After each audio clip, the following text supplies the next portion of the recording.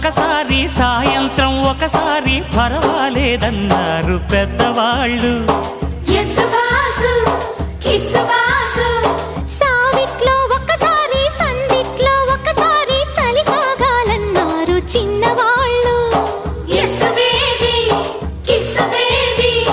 కొక్కరో బంగారు కోడి ముద్దడితే ముదిరింది వేడి. పిల్లగో చూశాని నాడి అదిరింది కన్నెబాడి. గుట్టుగా దోపిడి చెయ్యనా గుమ్మడి తాళలేను తీపి రాపిడి. నిన్నేమడగను ఎట్టాడగను ఒకసారి ఒడిలోకి రమ్మని.